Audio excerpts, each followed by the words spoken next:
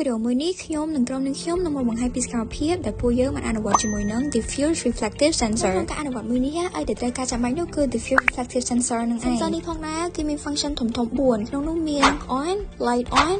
minimal និង maximal sensor មួយនេះគឺមានជើងខ្សែ3ដូចដែល sensor យើងបានហ៊ានមុនដែរគឺពណ៌ខៀវពណ៌ខ្មៅនិងពណ៌ត្នោតបាននឹងច្បាស់ហើយថាពណ៌ខៀវវិញដាក់ជាមួយនឹងពណ៌ដកពណ៌ខ្មៅដាក់ជាមួយនឹង output ចំណែកពណ៌ត្នោតវិញគឺយើងដាក់ជាមួយនឹងពណ៌បូហើយបន្ទាប់ពីយើងបានតជើងខ្សែយើងជាមួយនឹង terminal រួចហើយវានឹងចេញជាបែបនេះ sensor នេះវាដំណើរការបានដោយសារតែវាមាន control board លើ control board នោះមានដូចជា descenter power supply terminal relay និង output light ចឹងកុំឲ្យខាត់ពេលវេលាយូរតោះទៅមើលពីការអនុវត្តទាំងអស់គ្នា Okay so object ដែលយើងយកមកតេស្តនោះគឺមាន object ពណ៌ស object ពណ៌ខ្មៅនិងកញ្ចក់នេះគឺជា object ដែលមានពណ៌សហើយយើងនឹងតេស្តវាជាមួយនឹង function maximum ហើយបានឃើញអញ្ចឹងនៅពេលដែលយើងកាត់វាទៅ function maximum មក sensor នឹងអាចចាប់សញ្ញាបានចម្ងាយ15 cm ទៅលើ object ពណ៌សយើងក៏เลยមកមើល object ពណ៌ខ្មៅវិញ object ពណ៌ខ្មៅចម្ងាយដែលវាអាចចាប់បាននោះគឺត្រឹមតែ5 cm ទេអ្នកគ្នាឡើយយើងមកតេស្តជាមួយនឹងកញ្ចក់វិញពួកយើងមកស្គាល់ឃើញថានៅពេលដែលយើងតេស្តជាមួយនឹង object កញ្ចក់គឺវាមានសមត្ថភាពចាប់បានឆ្ងាយខ្លាំងមែនតើគឺចាប់បានរហូតដល់30 cm ហើយនេះយើងតេស្តជាមួយនឹង function maximum ឥឡូវយើងមកតេស្តជាមួយនឹង function minimum វិញអញ្ចឹង object ដែលយើងតេស្តដំបូងគេហ្នឹងគឺ object ពណ៌សសម្រាប់ object ពណ៌សនឹងដែរ sensor យើងអាចចាប់បានក្នុងចម្ងាយ5 cm តែប៉ុណ្ណោះលើមកមើលពី object ពណ៌ខ្មៅវិញ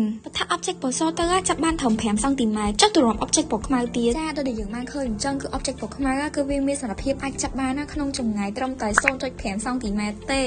មើលអត់ចង់ឃើញហ្មងចាឥឡូវនេះខ្ញុំនឹងបង្ហាញពី function 2ទៀតគឺ function dark on និង light on នេះបើតែយើងកាត់ទៅ function dark on ណា output light របស់យើងអត់មានភ្លើងទេវាមានភ្លើងនៅត្រង់តែ sensor របស់យើងហ្នឹងចាប់បានជាមួយនឹង object របស់យើងសិនហើយនៅពេលដែលយើងកាត់វាទៅ function light on វិញ light របស់យើងគឺភ្លឺរហូតហ្មងវាលត់រូតច្រើនតែ sensor របស់យើងចាប់បានជាមួយនឹង target សិនមកវាលត់តទៅពីខ្ញុំនិងក្រុមនេះខ្ញុំបានតែជាមួយនឹង sensor នេះហើយពួកយើងយល់ថាឧបករណ៍មួយនេះពិតជាមានសារៈសំខាន់ហើយនឹងមានប្រយោជន៍ខ្លាំងមែនតើពួកយើងអាចចាប់អារម្មណ៍ទេប៉ុន្តែ sensor នេះគឺគេប្រើសឹងគ្រប់កន្លែងហ្មងដូចជានៅក្នុងផ្សារទំនើបក្នុងមន្ទីរពេទ្យសាលារៀនកន្លែងធ្វើការនិងកន្លែងសាធារណៈផ្សេងទៀតមុនពួកយើងអត់ដឹងទេថាហ្នឹងគឺគេហៅអីប៉ុន្តែឥឡូវពួកយើងដឹងហើយថាហ្នឹងគឺគេហៅថា diffuse reflective sensor